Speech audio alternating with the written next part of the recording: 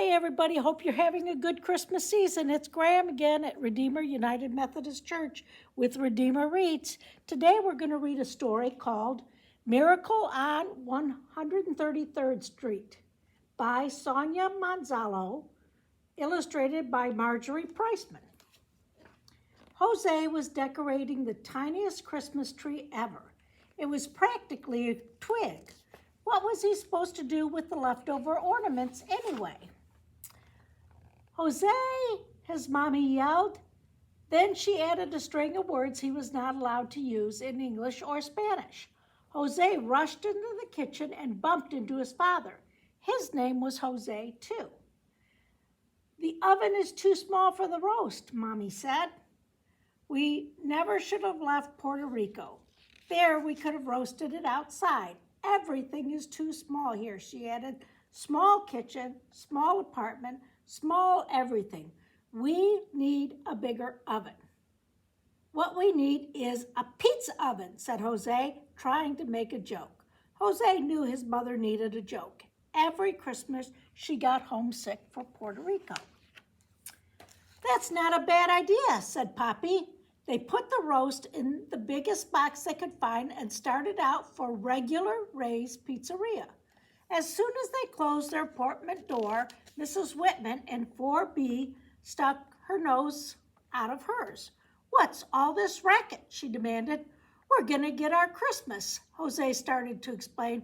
Christmas, Christmas, Christmas. That's all I hear all day. My kids are driving me crazy. I can't wait till these holidays are over and they're back in school. And she slammed the door.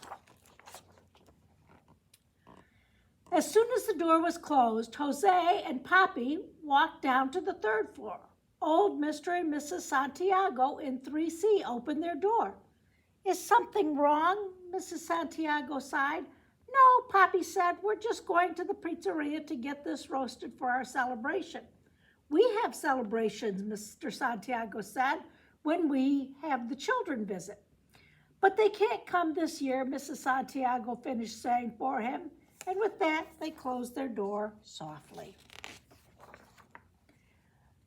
That's how it was in the building on 133rd Street, except for Mr. Franklin, who only peeped out of his peephole. It's only us, Mr. Franklin, said Poppy. Oh, whispered Mr. Franklin from the other side. I thought someone's television was being stolen. No, this is our roast. We're going to pizzeria too. Are you nuts? Going out the day before Christmas? That's when all the muggers are out, and it's snowing. You'll break your leg running away from them, Mr. Franklin exclaimed. Outside, Jose's best friend, Yvonne, was helping her brother, Petey, take out the garbage. Merry Christmas, Jose said. It snowed just like you hoped. But before Yvonne could say hello back, Petey barked. Hurry up, Yvonne. We still have to shovel the walk. We'll be here all night. It's okay, Jose, Yvonne said. I love the snow. And off Jose and Poppy went past the Happy Full Tummy Food store where Mr. Happy was making sure the price tags on his Christmas trees hadn't blown off, and over to the Bronx River to Regular Ray's Pizzeria. A bell chimed when they walked into the pizzeria, which was empty except for Mr. Ray. Nobody eats here on Christmas Eve. They just take their pies and go home, he said. While Poppy talked to Mr. Ray about using his oven, Jose went to look at the Christmas tree in the corner. He'll do it, Poppy called out for Jose. It should be ready in 3 hours. Jose slid under the tree and waited and waited and waited. The next thing he heard was his father calling to him.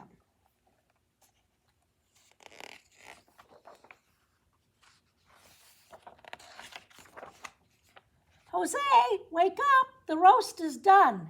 And that's when it hit him, a scent, a most delicious scent, a scent so garlicky and olive oily and delicious it made you want to eat, even if you weren't hungry.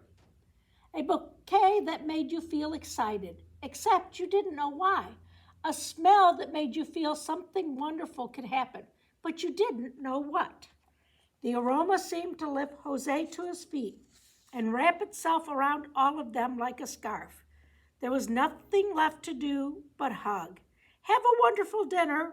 Feliz Navidad, said Mr. Ray. Gracias. But why don't you join us? Asked Papa suddenly. We always celebrate Christmas on Christmas Eve. Oh, but I have to mop the floor and polish the...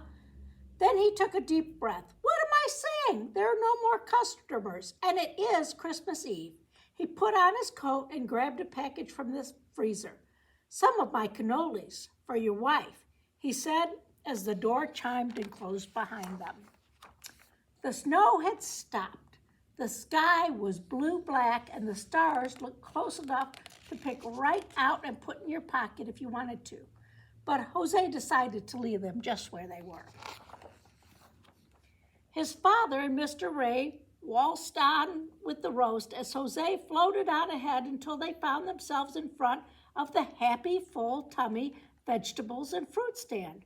A customer was arguing with Mr. Happy. This tree costs too much money, she barked. It does not, snapped Mr. Happy. Well, then never mind, said the customer, and he began to stomp away. She sniffed the air, paused, and turned back. Well, it is a beautiful tree, and just the right size, she said. And then the aroma formed a halo around Mr. Happy's head, and he said, oh, just take it, no charge. It's Christmas Eve.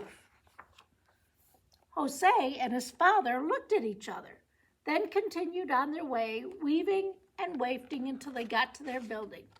Look at this. Ooh, Yvonne took a sniff, dropped her shovel, and followed them inside. Wait for me, said her brother.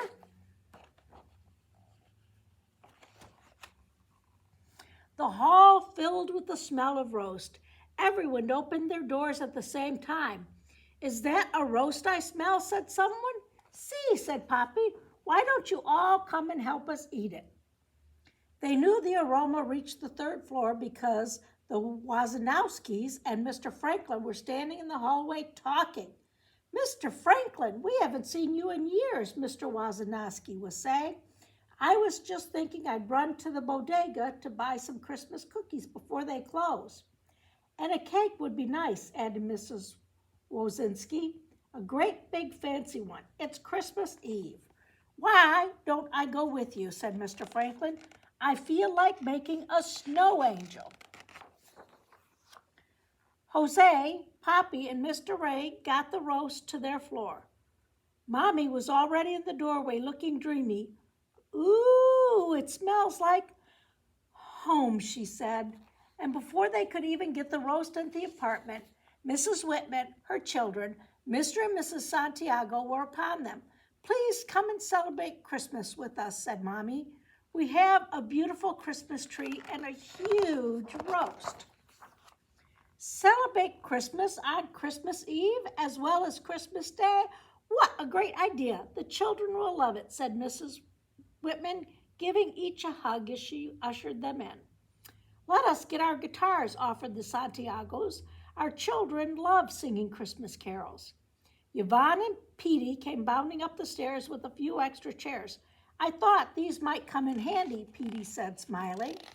As Jose, Poppy, and Mr. Ray came through the door, the miraculous aroma filled the apartment quickly. The guests filled the apartment even quicker.